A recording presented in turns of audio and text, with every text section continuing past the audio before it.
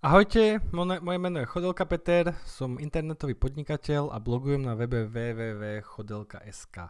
V dnešnom videu by som chcel ukázať takú rýchlu analýzu tohto affiliate projektu Krásne pláže CZ, ktorý je vlastne napojený na InView, ktorá predáva letenky a rôzne zájazdy. Tuto som si pripravil taký checklist vecí, o ktorých budem hovoriť. Je to nejaká od rýchlosti cez SEO, grafika, obsah webu, nejaký e-mailing, proste taký celkový rozbor toho webu, čo si o ňom myslím a čo by sa tam dalo vylepšiť. Tak poďme na to. No, rýchlosť. Momentík. Takže, pre tú rýchlosť použijeme nástroj Webpage Test. To je asi taký najbežnejší nástroj pre zistenie rýchlosti, čo teraz používam. Tu nám ukazuje nejaký čas 6,2 a 3,7 pri opakovanej návšteve. Chcem iba upozorniť, že tieto čísla nie sú až také dôležité.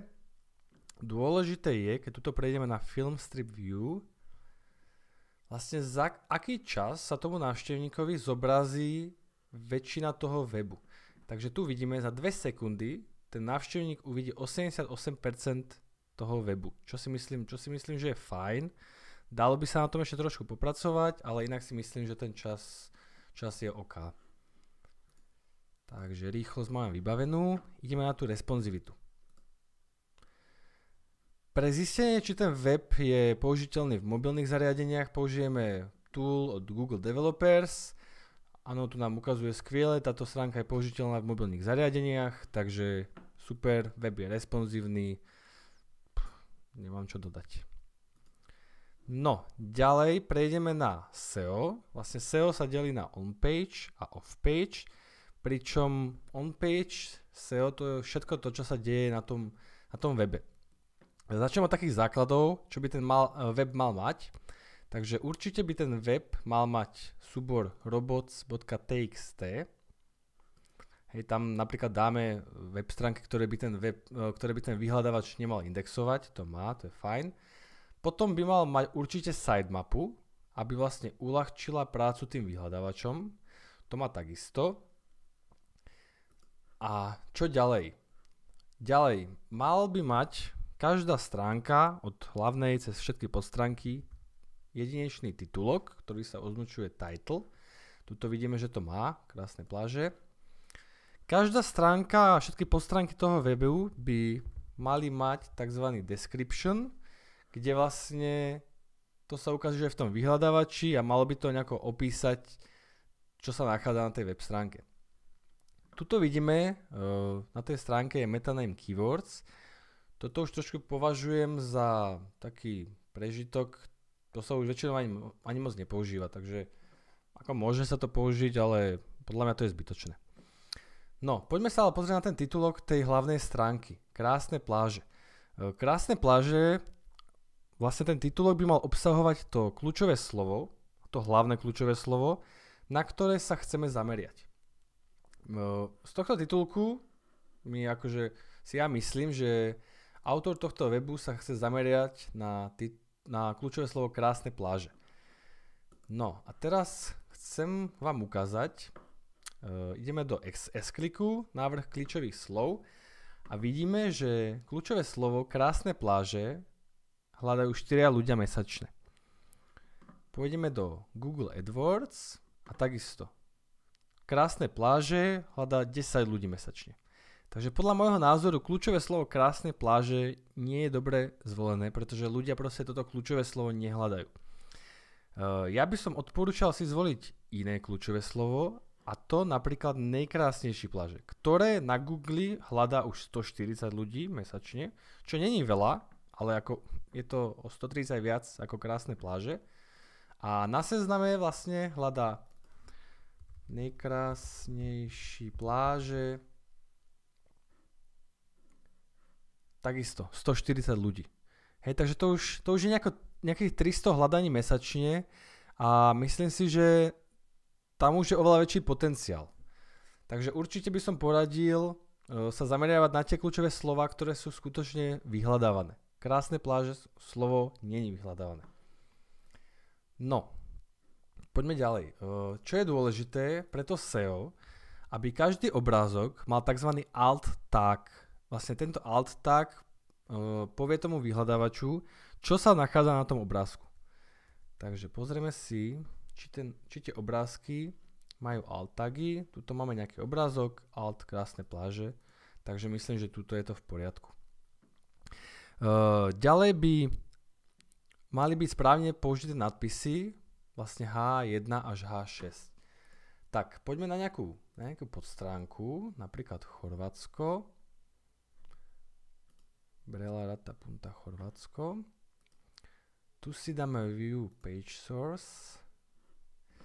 No a tu zistíme, že ako sú na tom H1 a H6.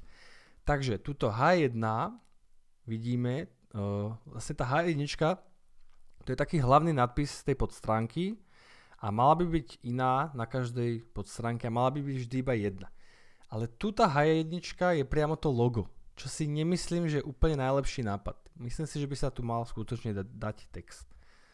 A H2, to už je lepšie, to už je názov tej podstránky, takže tuto je použité fajn. No, ideme ďalej. Pozrieme si na tejto podstránke, aký je to ten description. Description vlastne, keď ideme do vyhľadávača Google,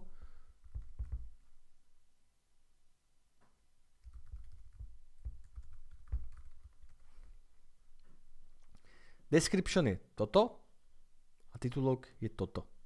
Takže ten description aj titulok sú veľmi dôležité, pretože ovplyvňujú, ako ľudia na to budú klikať. Ja keby som prišiel sem, 10 najkrásnejších pláží v Stredomorí, super, 6 typov na dobre ukryté krásne pláže Európy, super. A tuto to už je také, mne osobne sa to neľúbi, dalo by sa s tým ešte popracovať. Každopádne tento description by mal byť znovu unikátny. Pozrieme sa tuto, je tu nejaký description, ale není tu dokončená veta. Malé letovisko Brela síce není a proste tá veta není dokončená. Takže toto určite by malo byť opravené. Inak si myslím, že pre takú hlbšiu analýzu tu asi čas nemáme, ale nejaké tie chyby tam určite sú v tom on-page SEO. Poďme na off-page SEO. Tam znovu, keby som chcel takú kompletnú analýzu toho off-page SEO, tak to je na ďalších 10 videí. Ale my použijeme nástroj Ahrefs, čo je vynikajúci nástroj. Ten projekt je nový, takže moc tých odkazov získaných nebolo, ale čo ja chcem zistiť pomocou tohto nástroja, či náhodou tam nebol robený nejaký fakt agresívny link building. Čiže či autor toho webu nenakúpil 10 000 odkazov, ktoré by mu mohli uškodiť. Takže tu sa pozrime, počet tých odkazov, nejakých 80, je tu dobre rozmiestnené do follow a no follow,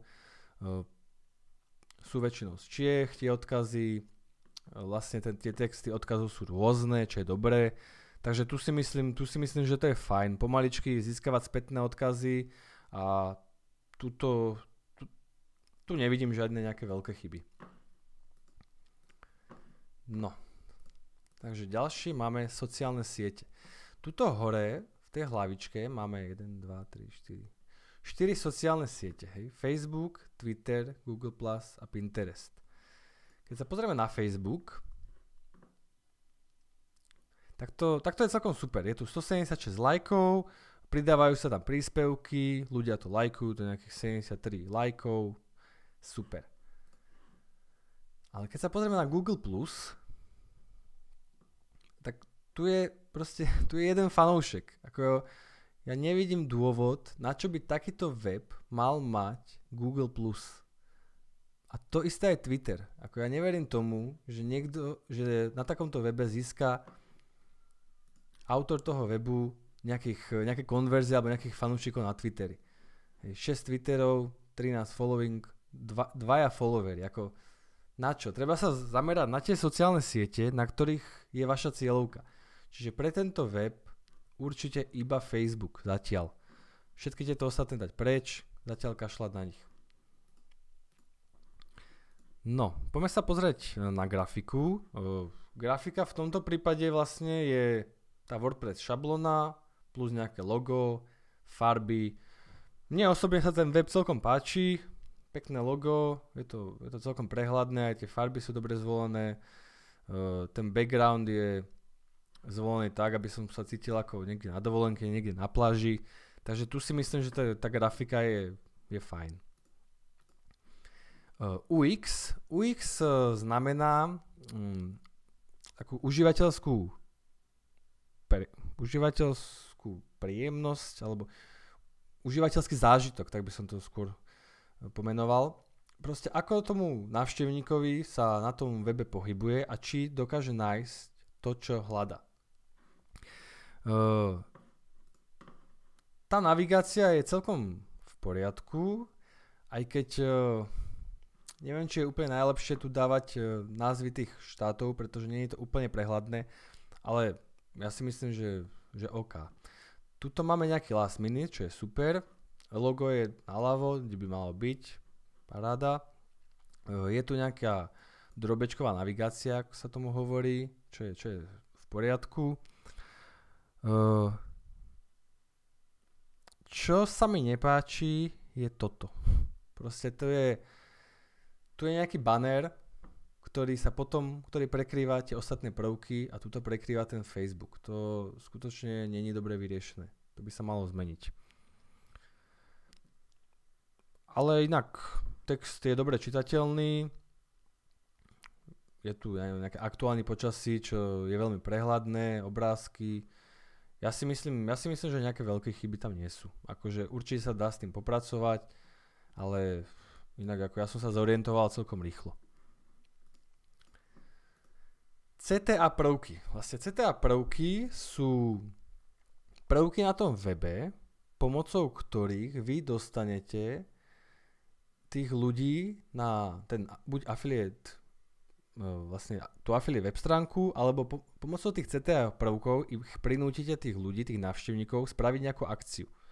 Hej, takže CTA prvok je určite tento last minute, je CTA prvok, čo si myslím, že vyzerá super.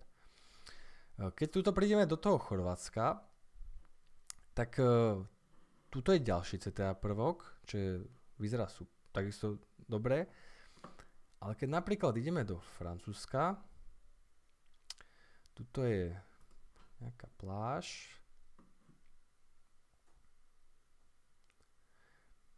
Tu mi chýbajú priamo nejaké odkazy. Proste ubytujte sa v tomto hoteli, choďte sa, alebo využite let tejto spoločnosti. Jediné, čo tu je, aktuálne nábytku zájazdu k Azerovom pobrežiu nalezete z D. A proste iba z D tu je vyznačené. Takže tu by som vedel s tým pracovať, skutočne viac tých CTA prvkov dávať. Toto sa mi páči, toto je fajn. Ale priamo v tom texte dať nejaké odkazy, nejaké porovnania, možno nejaké hviezdičky, tento hotel je super hodnotený a dať rovno odkaz na ten hotel. Takže tuto určite s tými CTA prvkami sa dá popracovať. Ďalší CTA prvok je tu napríklad Hello Bar, senzačne dovolená z D, ktorý bude samozrejme viesť na tú InView, čo je fajn, myslím si, že to vyzerá dobre, je to aj vlastne fixnuté hore, že sa to nehybe. Ale priamo v tých textoch, tam by som určite na tých CTA prvkov zapracoval.